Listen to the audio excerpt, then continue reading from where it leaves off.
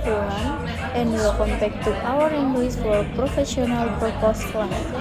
Today is meeting 13 and we are entering a critical phase of your academic and professional journey. We have covered a lot so far, but today is all about impact. How do you make people believe in your abilities? How do you convince decision makers, whether they are hiring manager, client, or university admission board, to choose you or your idea? By the end of this 15-minute session, you will understand the structure of presenting yourself competence orally in English. Learn keywords and strategies to convince others effectively in writing. See a practical demonstration using a case-based learning model and know exactly how to practice this skill in your small group demonstration later. Let's dive straight in. Let's start with oral presentation. When you speak about yourself, you are effectively giving a verbal resume. But don't just read your CV out loud, you need to tell a story. Here is a foolproof 5-step structure for presenting your competence orally. Step 1. The professional greeting. Don't just say hello. Say good morning, esteemed panel, or hello everyone.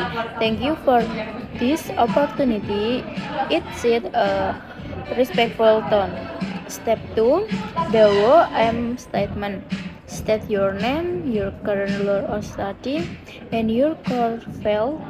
For example, my name is Afdila and I am a final year management student with a deep passion for digital marketing. Step 3. The core competence, the what. List your hard and soft skill, but here is the secret. Use the STAR method. S for situation, what was the context? T for task, what was your responsibility? A for action, what specific action did you take? R for result, what was the measurable outcomes? Step 4. Connect to the future, the why. Explain why your competence matter to the audience. This is why I am confident I can bring the same energy to your organization. Step 5. The strong closing. And with a confident statement, not a mumble. Thank you and I look forward to contributing to your team's success. Now let's move to writing. Writing to convince someone is different from speaking. When you write, you do not have your voice or your face to help you. Your words must do all the work. For writing, we use a simple method called IDEA. A is for attention. You need to catch the reader attention right away. Use a strong subject line or a strong first sentence. I is for interest. So them fact about your skill that are interesting to them. D is for desire. Show them how you can solve their problem. Make them want to choose you. A for action, tell them exactly what to do next. For example, tell them to call you for an interview or to reply to your email. Let me give you an example of a good written structure in the first paragraph. Say why you are waiting. For example, I am waiting to apply for the marketing job at your company. In the middle paragraph, give you evidence, use number. For example, I manage a team of 5 people and we finish our project 2 weeks early. In the last paragraph, ask for action. Say I hope to hear from you soon to discuss this further. Here are some useful paras you can use in your writing. Say I am confident that I can help your team. Say my past work so that I am reliable. Say I strongly believe that I am a good fit for this position. These paragraphs show that you are sure about yourself. Now, let us a real example to make this clearer. This is called case-based learning. Imagine, ima- imagine you want to be the opportunity. Imagine you want to be the operation manager at a company called Greenwich. They care about the environment. Your task is to give a 3 minute speech to the company owner. In your speech, you must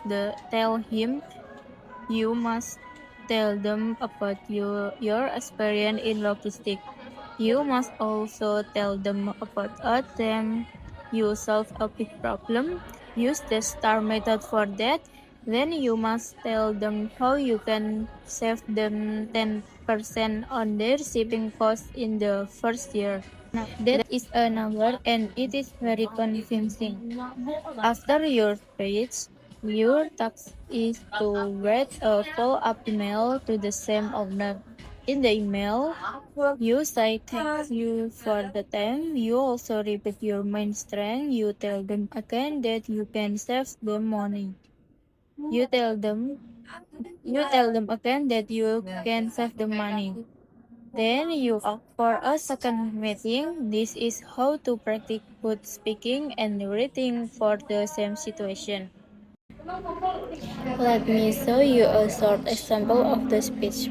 Good morning, Mr. Travis. My name is Avdila and I am a logistics expert. Last year, our shipping system broke down. This was the situation. My task was to fix it fast. I called 3 new vendors and we started using a tracking system. This was my action. The result was we got delays by 95% and saved 12% on cost. I can do the same for Greenpeace to help you save money. Thank you. See how simple and clear that is? It has a greeting, a story, number, and a closing. Now, let's talk about your small group practice. After this video, you will practice in groups. Here is how it works. One person becomes the speaker. They give their 2 minute speech about their dream job. The other people become the listener. They listen carefully and write down the number of results they hear. Then another person becomes the reader. They read a short paragraph to convince others to hear the speaker. They using the idea methods we just learned. You will take turn doing all of this role. Before you practice, remember this simple step. First, everyone prepare a short speech about their future job. Second, second, take turn speaking. Third, when you listen, ask yourself, did they use number? Did they tell a clear story? Fourth, after the speech, write a 5 sentence paragraph to support them. Use phrases like it's important to consider this person or I am certain they will do well. This practice help you speak and write better at the same time. Let me also share some common mistakes so you can avoid them. The first mistake is being to say. Do not say I think I may be okay at this. Say I am good at this. Be confident. The second mistake is using weak words. Do not say I made things better. Say I improved sales by 20%. Use number.